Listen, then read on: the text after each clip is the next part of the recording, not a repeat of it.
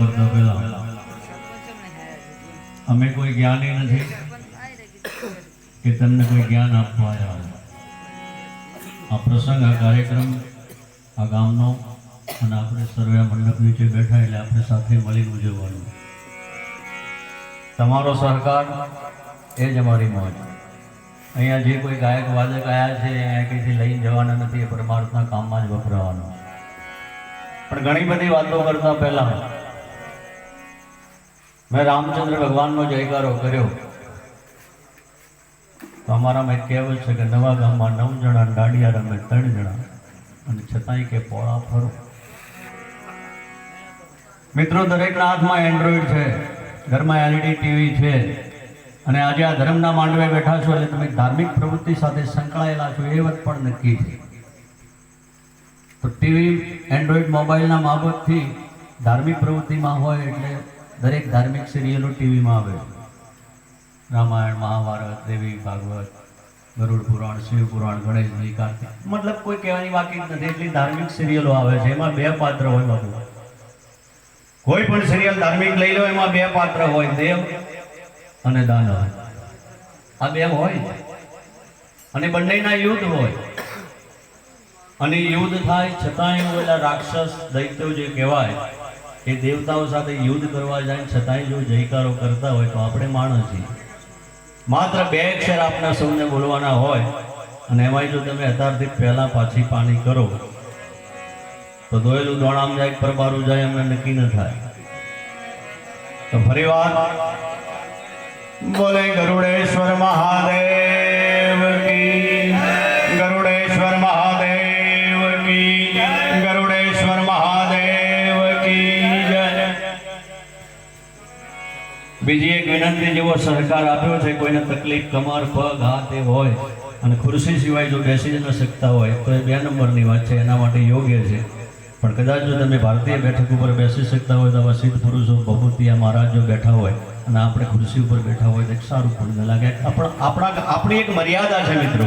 અમે કોઈ તમને સૂચના નથી આપતા કે તમે આવું કરો, પણ એક આ સંસ્કૃતિ છે. હું બારોટનો દીકરો છું, હું કોઈ જ્ઞાન આપવા આવ્યો નથી, પણ મને મારા મા બાપે એવા સાધુ સંતોએ જે શીખવાડ્યું છે મારી બોલવાની ફરજ છે. તમે માનો ન માનો એ તમારી મરજીની વાત. હાજી. પછી જ્યાં જેનું નહીં પારખું ત્યાં તેનું શું કામ, જ્યાં જેનું નહીં પારખું ત્યાં તેનું શું કામ, દિગંબર કે ગામ में धोबी का क्या काम. નાંગા બાવાનો ખાડો હોય, ધોબી કે લોન્ડ્રી ભરવી. ઘણી બધી વાતો, પણ હજુ આપણે ઘણી બધી વાતો કરવાની છે. પણ આજે આ જે કાર્યક્રમ માટે આપણે ભેગા થયા છીએ ગરુડેશ્વર મહાદેવના સાનિધ્યમાં, અને શું કામ ભેગા થયા છે એ પણ વાતથી આપણે બધા વાકેફ છીએ.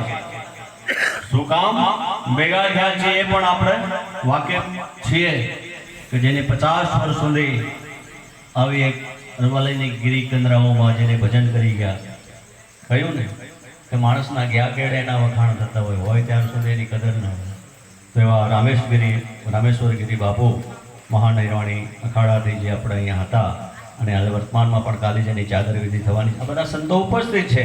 પણ ફરી એકવાર આપણે જેના સાનિધ્યમાં જે નિમિત્તે ભેગા થયા છે, બોલ રામેશ્વરગીરી મહારાજ જય હો, જય હો, જય હો, જય હો. આજના કાર્યક્રમમાં નાદરી ગામ એ સિવાય બાપુના જે કોઈ ભક્તો, સેવકો, આપ સર્વે સહકાર આપી આજે જે આ કામનું, આ પ્રોગ્રામનું, આ સોરસી ભંડારા નિમિત્તનું જે આયોજન કરેલ છે, એમાં અહીંયા પહેલા નંબર તો જે સેવક તન, મન, ધન કોઈ પણ પ્રકારે જેને સેવા આપીને અહીંયા ભેગા થયા છીએ. બીજા નંબરમાં વાતો તો કરીશ, હજુ ગણપતિ બેઠા નથી, પણ હું બારોટનો દીકરો છું. બારોટ કાંઈક બોલે એટલે વાત માટે એટલે એનું મથારું બાંધે એટલે હું બોલીશ, ખાલી જગ્યા તમે પૂરજો. કે ઊંચો ઘાટ દ્વારકા જન કાંગરે મોર, ચોફર રત્નાગર સાગર ભૂગવે જ્યાં રાજ કરે શ્રી રણછોડ. વાટ હુકારે કરીએ ખેતી, રાખીએ ગાડું ગાડાન, બે કડા ભાઈઓ ન પાડીએ તડા, દીકરાવે નાની બહુ જાય રૂપિયા વગરનું વ્યાજ. સકવરમાં સાડું, જમણમાં લાડું, મારી ઉપર મોગરી ગળતો પાટું, બારમણની વાતના ઢારમણનો હોકારો. કોઈ સાધુ ભગત કવિ કલાકાર કંઈક બોલતા હોય પણ સામેથી હકારો પડકારો ન હોય તો અમને એમ થાય કે મારું બોલ્યું સમજાતું નહીં હોય કે એમને ગળે નહીં ઉતરતું હોય કે કારણ શું હોય. એટલે મારી વાત સમજાય ન સમજાય, સાંભળો ન સાંભળો, ભલે આડોશી પાડોશીમાં વાતો પણ ખોટા ભાઈ હરે હરે ટોલો ધૂણાવશો ને તો અમે માની લઈશું કે ના તમે સાંભળો છો. એટલે મોજ આવે ત્યારે બોલતા રહેજો, ખખડતા રહેજો. હા, પોતે હરિદ્વાર પંચાયતી મહાનિર્વાણી અખાડાથી અહીંયા પધાર્યા છે. તો ઘેર બેઠે ગંગા હરિદ્વારનું પાવન અંગ જે કહેવાય, આખી વિભૂતિ અહીંયા ઉપસ્થિત હોય. સદાશિવ સર્વ વરદાતા દિગંબર હો તો એસા હો, કૈલાસપતિ ઉમાપતિ ભોળિયોનાથ. ઓલા મંદિરમાં જોયો હોય કે ના જોયો હોય પણ સામે બેઠો જોરદાર તાળીઓના જયકારથી વગાડીએ. તો આવા અહીંયા સંતો પણ ઉપસ્થિત છે. સ્ટેજ ઉપર અમારા ગિરી બાપુ પણ સારા એવા વક્તા ભજનીક પણ સ્ટેજ ઉપર છે. એમને પણ આપણે જોરદાર તાળીઓના ગગડાટથી વધાવીએ. અમારા ઘોડા નિવાસી મહેશગીરી બાપુ પણ ઉપસ્થિત છે, જેમને પણ જોરદાર તાળીઓના ગગડાટથી વધાવીએ. અને આખા કાર્યક્રમનું સંચાલન, હેન્ડલિંગ આ બધું જો ભેગું કરવા વાળા હોય એક પરમાર્થના કામ માટે તો મારા બાજુમાં બેઠેલા મારા વડીલ, મારા મોટા ભાઈ એવા અભયસિંહ બારોટને પણ જોરદાર તાળીઓના ગગડાટથી વધાવો. અડાભાઈ અમારા ઉત્તર ગુજરાતનો ટહુક મોરલો છે ભાઈ, સાંભળો તો મજા આવશે. અમારા તબલા ઉપર આજ મોજ કરસ આવશે. અમારા બચપણથી અમે ચડીયું પહેરતા ને એ ચડીયું પહેરતા એ વખતના આજ સુધી જો તબલા વગાડતા હોય તમારા વિઠ્ઠલ વસ્તાદને પણ જોરદાર તરફથી વધારીએ. અને ભાઈ શ્રી બેન્જો ઉપર કિરણનો પણ જોરદાર વિજાનંદ કહેવાય. વિજાનંદ તારું જંતર વગાડ, હા એ વિજાનંદ. આ બધું ગાયકનું હૃદય છે.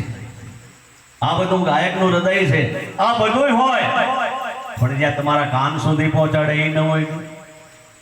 હા, જોગ માયા સાઉન્ડ કોહડા जोरदार तालियों थे नहीं वगाड़ो. जग में अगर ये संगीत न होता न कोई किसी का मीत होता. ऐसा ने सात सुरों का वो इंसान बनाता है. प्यार नहीं है सुर से जिसको वो मूर्ख इंसान नहीं. हाँ, અને મંજીના માનેગર પાછેર પિત્તળના હોય પણ સવાસેર સોનાના કરીને વતાડી દેવા એક અમારા જયંતિભાઈ અને મેહુલભાઈ એ પણ શું કામ રહી જાય. અને સર્વ જનતા જેને સહકાર આપ્યો છે અહીંયા ઉપસ્થિત હોય કે ના હોય એના તમામ વડીલને, તમામ માતા પિતાને જોરદાર તાળીઓના ગગડાટથી વધાવીએ અને ગરુડેશ્વર મહાદેવનો જયકારો કરીએ. બોલ ગરુડેશ્વર મહાદેવ કી.